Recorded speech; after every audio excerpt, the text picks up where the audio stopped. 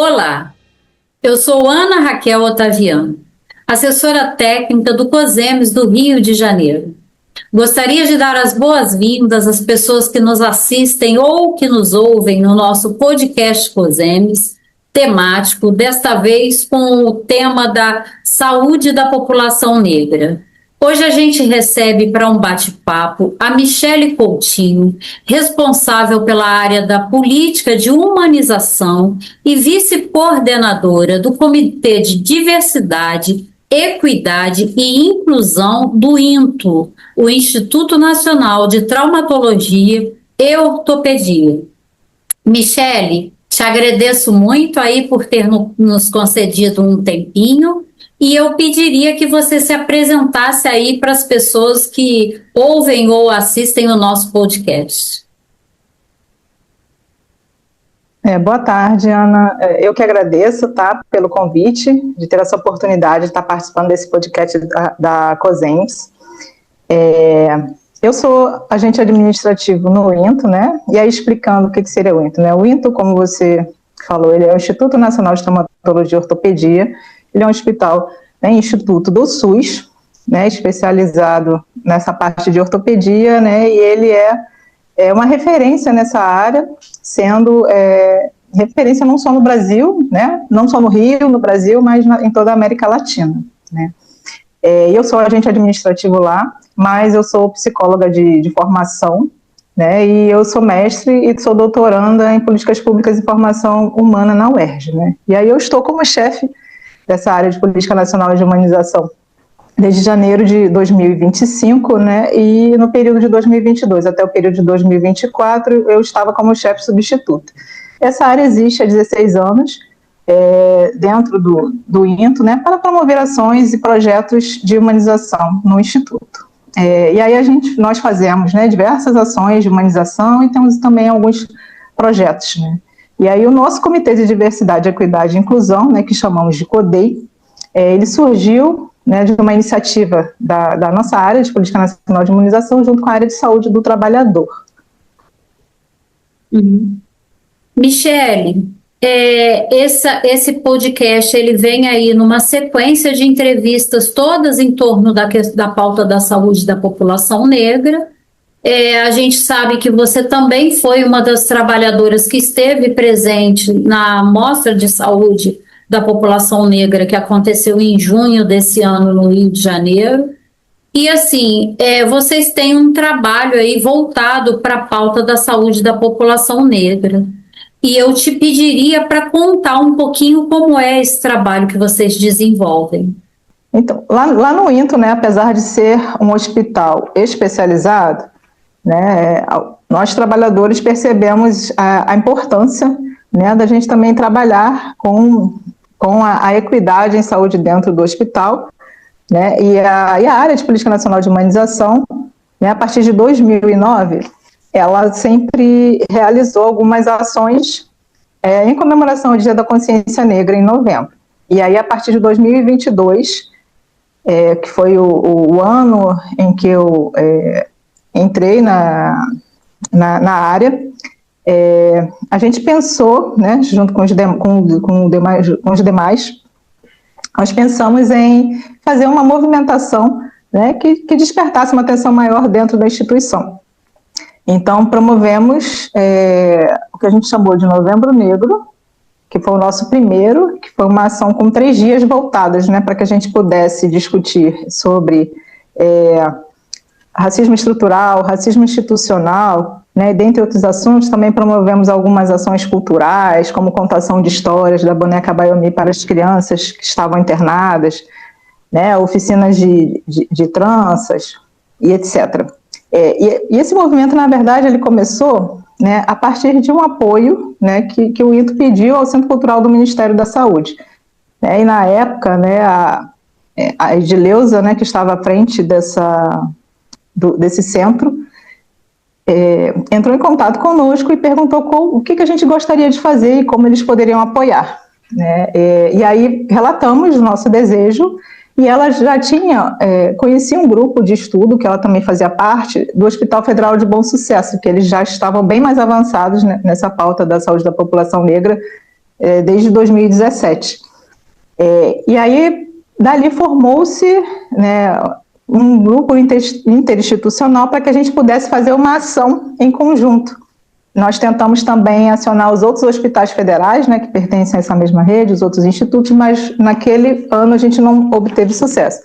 Então ficou um evento do HFB, no Hospital Federal de Bom Sucesso, e do INTO, né, o HFB que já vinha fazendo o evento já de palestras, como também a exposição do Sorriso Negro, né, e nós trouxemos, né, essa ideia do HFB de fazer uma exposição dos nossos funcionários negros da instituição com a nossa primeira exposição Sorriso Negro, que foi em 2022, mais as palestras, né. Uhum. E aí, em 2023, né, nós continuamos mantendo essa parceria e a gente conseguiu, nesse ano, a participação da Comissão de Ética do Estado do Rio de Janeiro, e a Comissão de Ética fez esse papel que em 2022 nós não conseguimos, de conseguir acionar as outras instituições da rede federal. Uhum. E aí tivemos a participação já das outras instituições, né? E aí produzimos uma arte única, né, para tentar fazer esse movimento único em conjunto das instituições. Em 2024, nós conseguimos uma participação e ajuda, né, do assessor para a equidade racial, que foi o Dr. Luiz, uhum, né, que ajudou a promover. Então, a gente conseguiu ter um evento com alcance muito maior, né, em toda a rede. A Secretaria de Atenção Especializada fez essa ponte também, no apoio ali do financiamento, da confecção dos materiais. Então, a gente conseguiu ter um alcance muito maior, né, para a gente debater a saúde da população negra em todas essas instituições da rede federal. E o que isso vem trazendo para o INTO, né? Então, desde 2022, a gente vem percebendo, né, uma mudança, né? Claro que, assim, é um movimento de formiguinha, né, mas a gente já consegue perceber algumas mudanças dentro da instituição, né, tendo um olhar mais voltado para a saúde da população negra, né, porque esses espaços, né, onde, pelo menos no INTA, a gente promove as palestras, mas, ao mesmo tempo, em seguida, a gente promove um espaço de debate. Então, fica um espaço, né, para que o profissional tire suas dúvidas, compartilhe suas experiências, né, e isso tem ajudado muito, né, na formação desses trabalhadores. No final do ano de 2024, nós fizemos uma parceria, né, com o nosso núcleo de pesquisa do Instituto, né, que trabalha mais com os residentes multiprofissionais, e o que a gente conseguiu foi colocar toda a nossa programação, né, como fazendo parte do calendário de atividade desses novos residentes que entraram na instituição, né, e aí o nosso calendário ele é baseado nas datas do Ministério da Saúde, e aí sempre ao final do ano a gente vai planejando o nosso plano de trabalho, né, de o que a gente vai fazer na instituição ao longo do ano, né, então são as palestras seguidas de debate, né.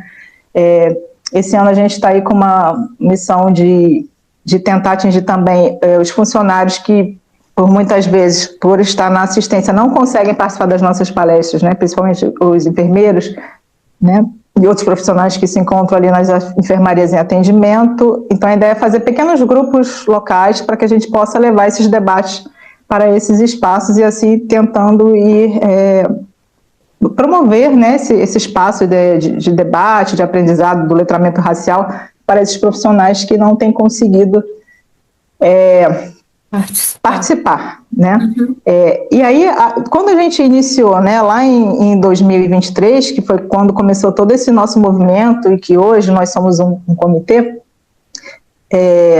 a gente no início pretendia trabalhar só com a saúde da população negra.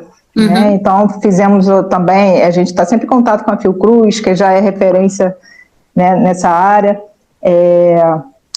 o próprio HFB, para que a gente tivesse treinamento, e a ideia era a gente montar um grupo de estudo, mas a própria necessidade da instituição foi que a gente rapidamente virasse um comitê, né, porque lá tem um plano de logística sustentável, que foi quando o INTO aderiu à Agenda 2030 e teria que trabalhar, né, a questão da inclusão, da equidade, da diversidade.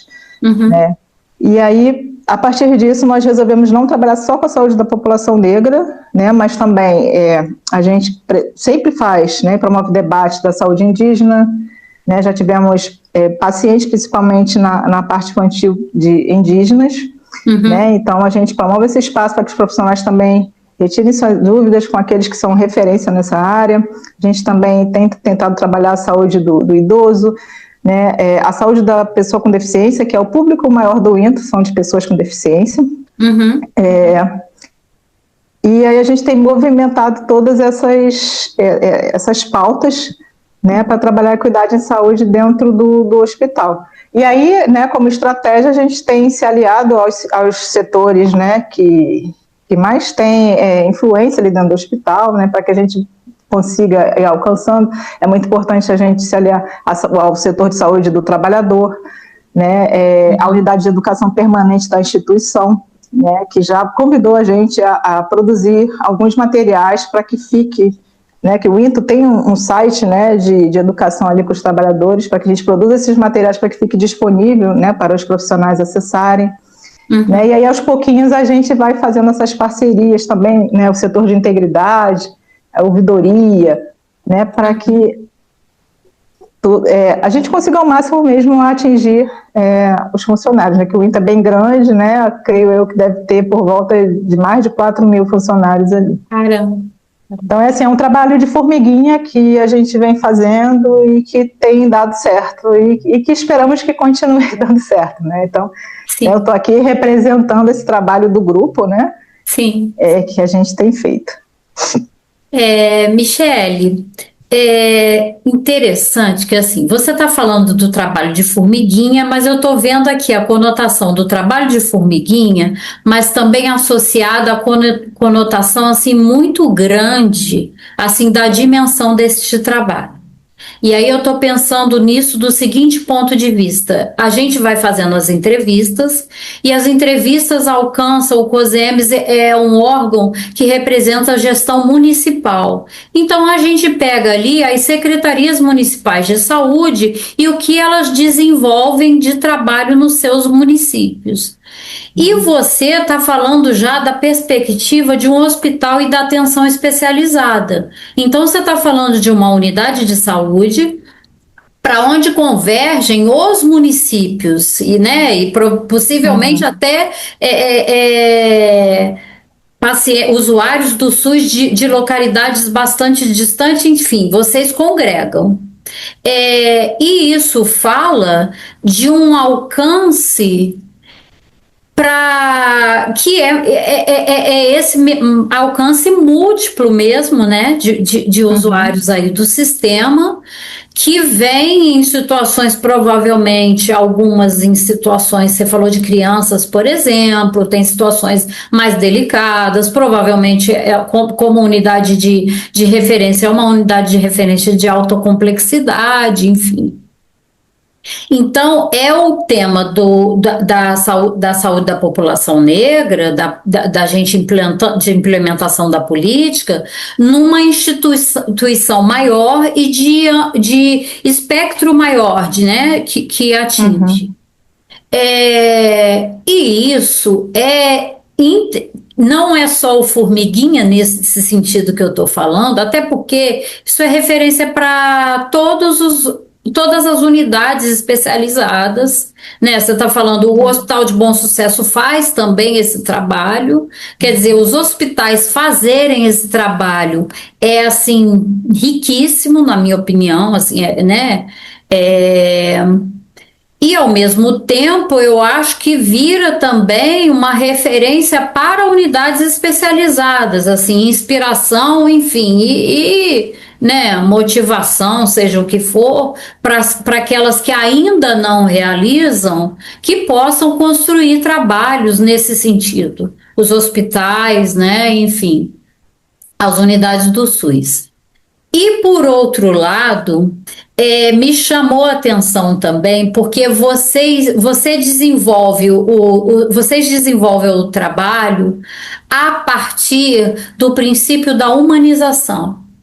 Assim, a gente aqui no podcast tem conversado com diferentes pessoas e a gente tenta também articular as entrevistas, os bate-papos com os princípios do SUS. A gente costuma dizer que o SUS é muito mais amplo do que as pessoas imaginam e a humanização é um princípio do SUS. E a gente costuma também dizer que não, hoje em dia a gente pensa que não é possível humanizar num contexto de racismo, né? E chama a atenção porque você é responsável pela área de política de humanização dessa instituição e que desenvolve um trabalho que chega na pauta de saúde da população negra. Você podia me falar um pouquinho, assim, do seu ponto de vista sobre isso? Eu vou começar falando por algo bem importante, né, que você trouxe, que é essa questão de ficar como referência para que outros também façam, né? Uhum. E é que foi o que aconteceu justamente conosco, né? Quando em 2022, né, nós tivemos aquela reunião com a HFB e vimos que eles já estavam muito mais à frente trabalhando esse tema, logo de cara eles nos serviram como inspiração para que a gente fizesse esse trabalho também dentro do Instituto. Né? E com toda essa movimentação que tem acontecido em conjunto, todos os hospitais e institutos agora estão com esse olhar voltado, né, para a saúde da população negra. Inclusive o DGH já estava com um comitê, né, interinstitucional com representantes de cada hospital federal, né, e esse ano de 2025 os institutos passaram a integrar esse comitê interinstitucional. Então hoje a gente tem um grupão com representantes de cada hospital para a gente pensar e articular a saúde da população negra dentro da rede federal, né, que não é fácil. Né, se na atenção primária, né, que a gente já trabalha com temas diretos, que a gente sabe que é uma questão para a saúde da população negra, né, como a questão da glicose, a questão da pressão alta, questões de problemas cardíacos, a gente tem dificuldade para trazer isso para a questão da atenção especialidade, da alta complexidade, na verdade, e a média complexidade, né, porque estão mais preocupadas, né, com outros temas, né, por exemplo, né, no caso do INTO, a questão da ortopedia. Então, a gente tem esses desafios, né, como também temos outros. Em relação a essa questão sendo puxada ali pela humanização, eu acho que é uma coisa que casa na outra, né, porque a partir do momento, né, que você tem uma política nacional de saúde integral da população negra, né, e você começa a fazer com que ela seja implantada ali, seja no hospital ou seja no instituto, automaticamente você já está tendo um olhar humanizado para aquele público, né, e que muitas vezes ele não tem. Como acontece, infelizmente, de alguns trabalhadores acharem que essa política é uma política de privilégio, né? E quando, na verdade, nós sabemos que não é. Né, porque apesar, né, da população negra ser a maior, né, e aí também quando a gente olha isso para a realidade do SUS, mas a gente ainda vê que a população negra ainda sofre muito ainda com as desigualdades sociais, né, então a gente precisa ter esse olhar mais de acolhimento, né, de cuidado mesmo que a humanização traz, para que a gente dê importância, né, para esse tema dentro da instituição. Sim. Michele, muito obrigada. A gente sempre tenta, sempre que eu ouço os trabalhos são tão ricos, né, que assim, eu tento prestar homenagens, assim, te elogiar pelo trabalho que você desenvolve.